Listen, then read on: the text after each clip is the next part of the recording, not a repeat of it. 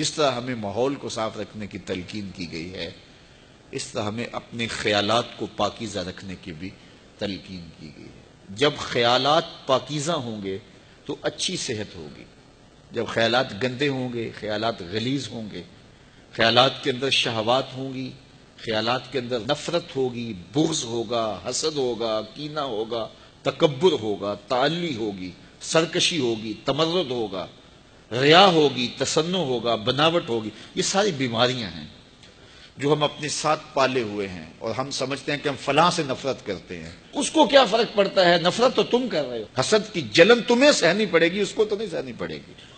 بغض رکھتے ہو، کینہ رکھتے ہو، نفرت رکھتے ہو، تو ہم کہتے ہیں ہم فلاں سے رکھتے ہیں، میاں فلاں کو کیا فرق ہے؟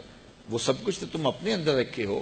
وہ کیمیائی عمل جو ہوتا ہے، جو صحت پہ مضر اثرات پڑتے ہیں، طبیعت میں گھٹن آتی ہے، طبیعت میں غصہ پیدا ہو جاتا ہے، اور ہر وقت چڑچڑا مزاج ہو جاتا ہے، ہر وقت ایک بے چینی میں رہتے ہو، تو وہ تم رہتے ہو، وہ تو نہیں رہتا۔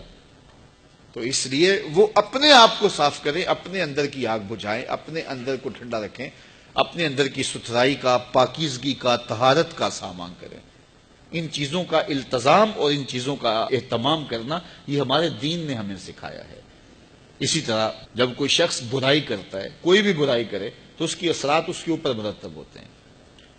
تو برائی کے اثرات بد سے اس کے اندر کا نظام بگڑ جاتا ہے، باطن کی طہارت ختم ہو جاتی ہے، اور باطن کی طہارت کو بہت زیادہ اہمیت دی ہے شریعت اسلامیہ نے۔ حسد کے کوڑے، بغض کا کچرا اور نفرت کا جو ہے وہ گند تمہارے اندر اگر جمع ہوتا رہے گا تو پھر اندر سے تعفن اٹھے گا، اور وہ تعفن تمہارے دماغ کو چڑھے گا، اور زندگی کا چین، زندگی کا قرار تمہارا لٹ جائے گا، اور تم سمجھو گے کہ شاید فلاں کی وجہ سے ایسا ہوا، ہم نے خود نفرتیں پالی، خود اپنے اندر گندگی اور غلاظت ڈالی۔ کچھ اعضاء ہمارے ظاہری ہیں، کچھ اعضاء ہمارے باطنی ہیں۔ آنکھیں عضو ظاہری ہیں، کان، زبان، ہونٹ، ٹانگیں، ہاتھ، یہ ظاہری اعضاء ہیں، اور کچھ اعضاء باطنی ہیں۔ دماغ باطنی عضو ہے، دل باطنی عضو ہے۔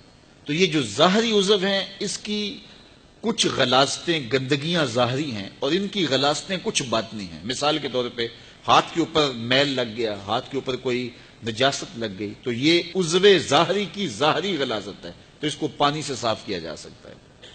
پاؤں کو چلتے چلتے کوئی گندگی غلاظت لگ گئی تو آپ آ کے اس کو جلدی سے دھو لیں گے، یہ عضو ظاہری کی ظاہری غلاظت ہے۔ لیکن ان اعضاء کی ایک باطنی غلاظت بھی ہے۔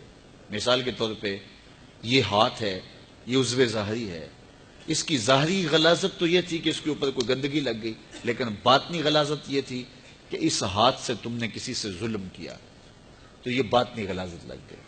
یہ زبان، اس کی ظاہری غلاظت تو یہ تھی کہ کوئی منہ میں ایسی چیز پڑ گئی جو گندی تھی، تو اس کی ظاہری غلاظت ہے، اس ظاہری عضو کی۔ لیکن اس ظاہری عضو کی باطنی غلاظت کیا ہے؟ اس زبان سے جھوٹ بول دیا، اس زبان سے بہتان لگا دیا، اس زبان سے کسی کو گالی دے دی، اس زبان سے سب و شتم کیا، اس زبان سے کسی کے لیے برا لفظ بول دیا، تو اس عضو ظاہری کی یہ باطنی غلاظت ہے۔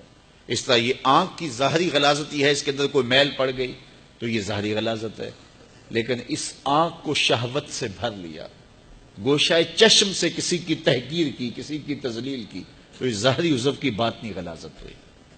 اسی طرح باقی اعضاء بدنیاں ہیں، تو ہر عضو کی جو ظاہری ہے اس کی ایک ظاہری غلاظت ہے، اس کی ایک باطنی غلاظت ہے۔ تو ہمیں کہا گیا کہ ہم اپنے اعضاء جو بدن کے ہیں ان کے ظاہر کو بھی صاف رکھیں، اور ان کو باطنی غلاظتوں سے بھی پاک رکھیں، ستھرا رکھیں۔ اس طرح ہمارے باطنی اعضاء ہیں۔ مثال کے طور پہ دماغ ہے، دماغ کی بیماری اور دماغ کی غلاظت ہے، اس کو تکبر پیدا ہو جاتا ہے، عجب پیدا ہو جاتا ہے۔ یہ خمار انسان کو کہ میں بڑا ہوں، یہ انسان کو چھوٹا کر دیتا ہے، یہ انسان کی زندگی کا چین چھین لیتا ہے، یہ تقوی کو اجاڑ دیتا ہے، یہ باطن کے پلے چھوڑتا کچھ نہیں کہ میں بڑا ہوں۔